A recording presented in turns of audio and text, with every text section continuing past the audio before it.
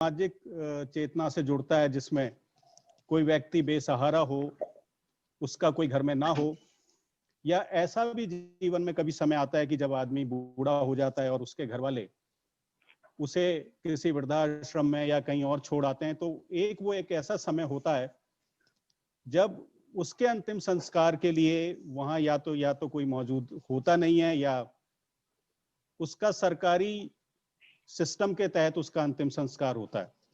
पिछले दिनों पूरी दुनिया ने कोविड को देखा, भारत भी उससे लगातार अभी तक जूझ ही रहा है।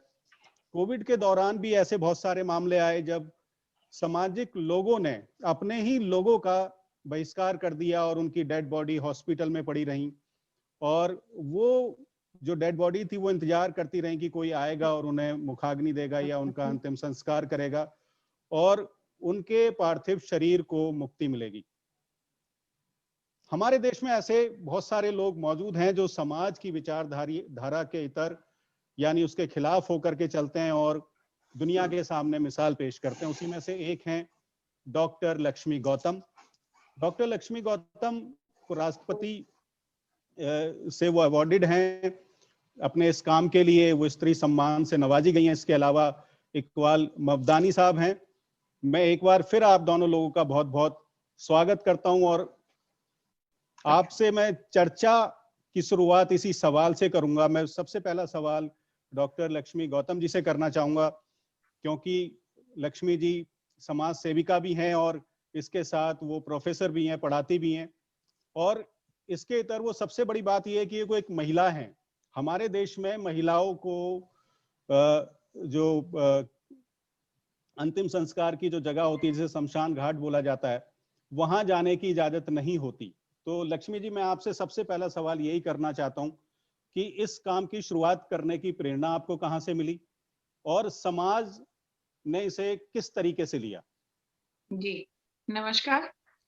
मैं आपके चैनल पर देख रहे सभी श्रोताओं को भी और दर्शकों को भी नमस्कार कहती हूँ। 2011-12 की बात है कि NALSA national legal service authority का एक सर्वे आया था वृंदावन में, और उस सर्वे में मैं महत्वपूर्ण भूमिका निभा रही थी। तो यहाँ वृंदावन में, चूंकि वृंदावन कान्हा की नगरी है, कृष्ण की नगरी है, और यहाँ पर भारत के हर एक प्रदेश से बहुत सी बेसहारा माताएं, वृद्ध माताएं और जिनमें विधवा माताओं की संख्या ज्यादा है।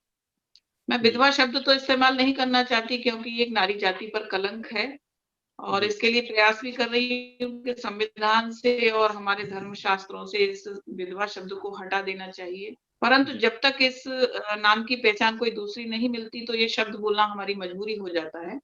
तो वृंदावन में ऐसी बहुत सी विधवा माताएं भी रहती हैं जो अपने घर से निकाली गई हैं, या समाज से उन्हें इतना अपमान झेलना पड़ा है कि वो वृंदावन में कान्हा की नगरी में मोक्ष के लिए वृंदावन आ पहुंची हैं।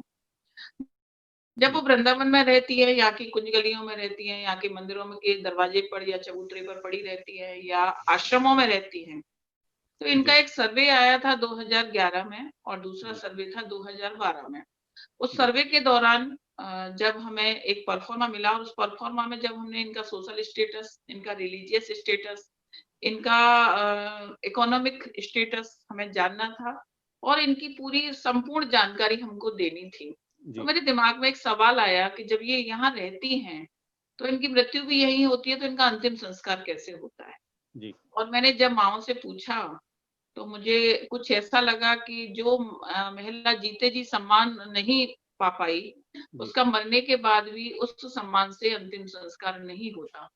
तो वहीं से मैंने ये पावन संकल्प लिया कि अब वृंदावन में मरने वाली कोई भी असहाय महिला कम से कम अंतिम संस्कार को तो उस पूर्ण सम्मान के साथ पाएगी, जिसका मैंने संकल्प लिया था। जी लक्ष्मी जी, जब आपने ये फैसला लिया, अगर इस फैसले को अगर कोई पुरुष लेता या जैसा हमारे समाज का नियम है, तो चाहे वो कब्रिस्तान हो, चाहे वो शमशान घाट हो, उधर महिलाएं जाती नहीं है, पुरुष ही जाते हैं, तो किसी ने आपको रोका टोका नहीं? आपके ऊपर कोई बाध्यता, कोई ऐसी कोई बात आपने सुनी कि भाई आपको नहीं आना चाहिए और अगर आप मदद करना चाहें तो बाहर से मदद कर दीजिए?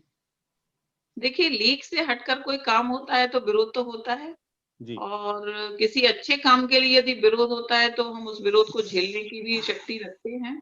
जी विरोध मेरा भी हुआ, लोगों ने दबी जुबान से भी कहा और सामने खुलकर भी कहा कि महिलाएं शमशान घाट नहीं जाती हैं, जी या महिलाएं इतनी कोमल होती हैं कि वो शमशान घाट का दृश्य नहीं देख सकती। मैं उसे जी दूसरे सकारात्मक रूप से यदि लूं, मेरा यही कहना था कि वृंदावन में यदि किसी महिला का शव सड़क पर मिलेगा या किसी असहाय महिला का, मैं इस जी काम को करूंगी। यदि कोई विरोध करता है तो वो सामने आए और वो उस काम को करे।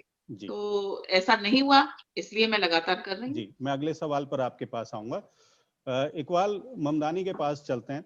इकबाल साहब, आपने जो अस्पताल, जब कोविड की महामारी थी, और हालांकि वो अभी भी है, दस्तूर जारी है वो, और ऐसी हम दुआ करें कि इससे हम जल्दी मुक्ति पाएं और नई वैक्सीन या दवा बन करके आए।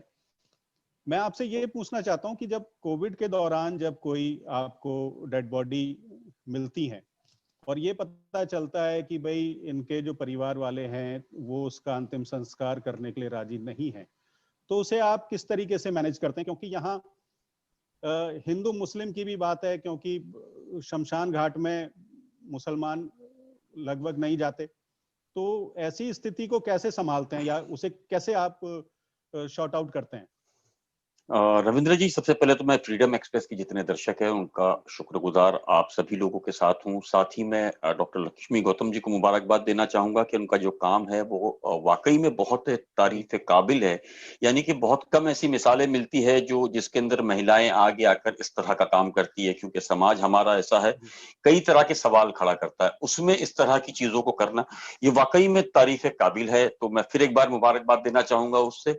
और दूसरा मैं बताना चाहूं कि मार्च महीने में जब कोविड का केसेस सामने आनी शुरू हुई तो सबसे पहले मुंबई के अंदर यह हालात हुआ था कि महानगर पालिका ने एक जीआर निकाला था जिसमें यह साफ किया था कि कोविड 19 से रिलेटेड जितनी भी बॉडी है उसका अंतिम संस्कार जो है वो क्रिमेशन से किया जाएगा। जी जिसके बाद मलाड मालवनी की एक बॉडी को जब जलाया गया, जिसके बाद में काफी शहर भर में हंगामा हुआ, राज्य सरकारों ने फौरन इस पे हस्तक्षेप किया और महानगर पालिका ने जो जीआर निकाला था उसको रिवाइज किया गया डब्ल्यूएचओ की गाइडलाइंस के चलते, और ये बताया गया कि वो सेफ है।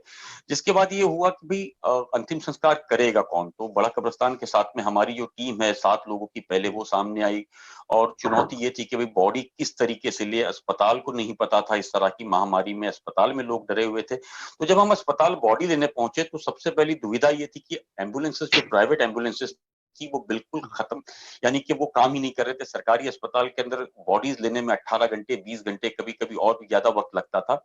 तो सबसे पहले हमारी टीम के सामने चुनौती ये थी कि प्राइवेट एम्बुलेंसेस या हमारी खुद की एम्बुलेंसेस हम तैयार करें, जिसको लेकर के हमने एम्बुलेंसेस का अपने जुगाड़ किया। 6 फ्री एम्बुलेंसेस हमने चलानी शुरू की और मुस्लिम बॉडीज को हमने क्लेम करना शुरू किया, क्योंकि इक्का दुक्का ही लोग आते थे। तब हम बॉडीज निकालने जाते थे तो अस्पताल के लोग भी सहयोग नहीं करते थे, यानी कि वो डरे रहते थे कि पीपी किट है या नहीं है। तब हमारे सामने जो मुर्दाघर के अंदर बॉडीज थी वो निकालने की इजाजत दी गई हमको कि आप निकाल सकते हैं। लेकिन हमने देखा कि बॉडीज का एक बहुत बड़ा अंबार जो है वहां लगा है। तो हमने पूछना शुरू किया कि भाई ये बॉडीज इतनी हैं, इनके क्लेमर कहाँ हैं? तो उन्होंने कहा कि भाई मुस्लिम बॉडीज तो आप लोग अलग अलग अस्पताल से ले जाते हो, लेकिन जो नॉन मुस्लिम बॉडीज है उसके क्लेमर बहुत कम आ रहे हैं। तब हमने डॉक्टर्स से मिलकर के ये बात की कि क्यों ना हम इनका अंतिम संस्कार करें। तो वो बेचारे बड़े खुश हो गए, उन्होंने मदद का पूरा आश्वासन दिया।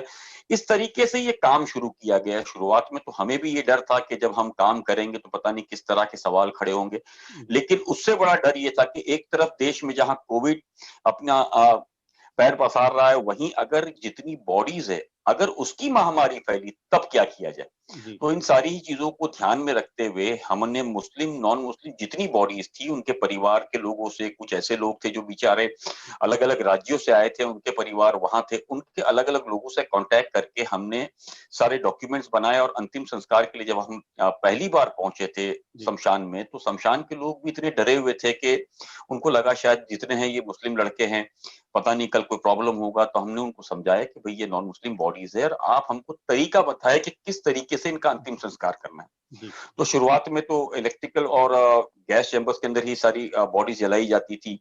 तब हमने धीरे धीरे करके काम शुरू किया, परिजनों को वीडियो के जरिए, इसके जरिए लोगों की जो अंतिम दर्शन होते हैं वो दिखाए गए कि भाई ये देखिए हम ये अंतिम संस्कार कर रहे हैं।